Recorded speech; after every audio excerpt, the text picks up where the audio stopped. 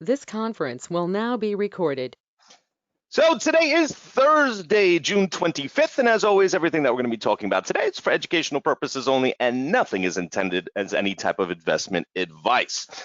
So interesting pre-market so far. I have a ton of side list stocks. So really, a lot of what we're going to be looking at today is basically is the potential that's within it, because not really seeing a ton of really great things that jump out. But the first one is EKSO. So we can see this thing is on a monster run right this second, and the volume is absolutely phenomenal. Now, the biggest thing is that we need to see what our reaction is going to be at 5. And you can see, because it's so parabolic and it's really kind of making that just that straight move towards the upside, the prints are definitely going to be thinner than once everything kind of slows down and it starts going into that consolidation. But if you look, the buying coming up to that 5 wasn't really that great. But if we come back, we want to look at, later prints to kind of show us what started it and what, and really kind of what moved it. And if you look, it doesn't take that much. Right over that 405, this position definitely stood out to me. Like I said, it just wasn't that much. The orders are definitely going to be thin because of the way that it's moving. So even though that it doesn't look like it's that much buying coming into that 5, it definitely has the ability to be able to get back up there. So overall, right this second, is there a trade here? Unfortunately, there really isn't. We need to see some type of information. I mean, obviously there was a trade, but as of right this second, we need to see some type of information at 5. Perfect case scenario would be coming up to the 5, we get a bunch of ask prints, we pull back, and then we take that trigger back towards that upside. But overall, definitely does have the buying to be able to get us back there. So unfortunately, just because it's so late and the 5 is such a big psychological level, we know that there's going to be games being played, and we don't have any controlling prints that are higher. So even though it looks so pretty, there just really isn't that much to be able to do yet until we get some type of, like I said, show of hand.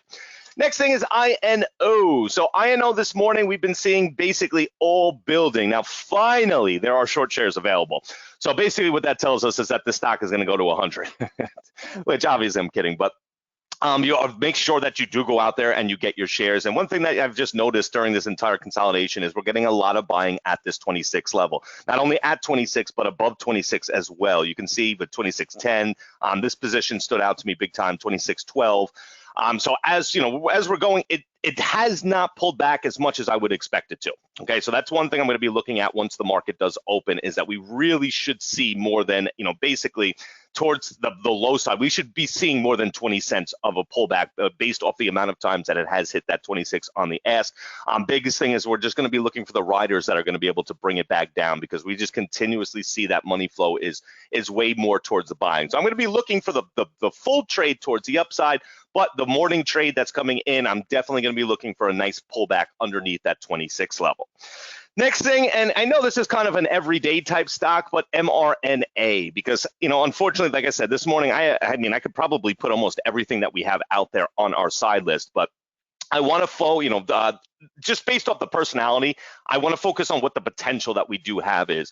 And this is just, mRNA is one of my favorite trading stocks. I mean, I look at it every single day. It really is an everyday type stock, but a few prints, especially within its personality right now and with the volume right now, is going to go a long way. And you can see coming down to that 67 level, we had one print, nothing really that special, 67.50, a little bit, but there's not really much there, but almost always, once the market opens, we're going to get some controlling prints that come into it, and it really kind of determines what the trade is going to do for that day. One of my favorite trading stocks, and just based off of the low volume and how smooth that it's trading already, I just love the personality. So it's something I'm going to be watching very closely for those controlling prints to come in. Next thing is SRNE. So this is obviously a side list stock.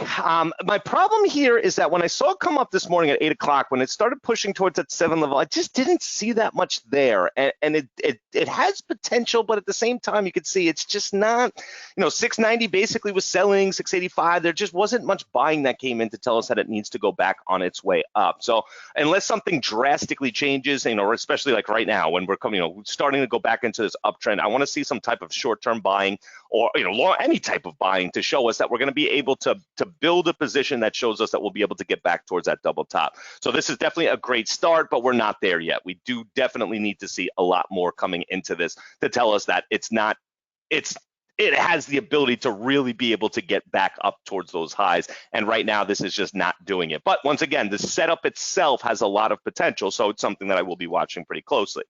Okay, WKHS. So we talked about this all day yesterday. or afternoon, excuse me. Well, actually pretty much all day yesterday. But remember, coming up to that 10 level, we had a huge amount of, well, it showed as above the ask, and it was above the ask because somebody came up and they really wanted that position. So remember, it showed a building position because it had that much. Hold on a second. What did we get at EKSO? Let's see. Nice buying under, but I don't see any aspirants.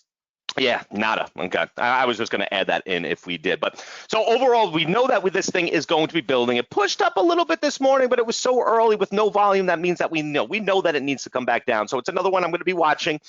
There's really not much there yet. We can see that at that 9 level, we definitely had a bunch of bids that came in the right about 8 o'clock. So is it the best scenario? No, not really, but once again, it has a lot of potential. There's not really much there yet, but it's something that I'm going to be watching very closely.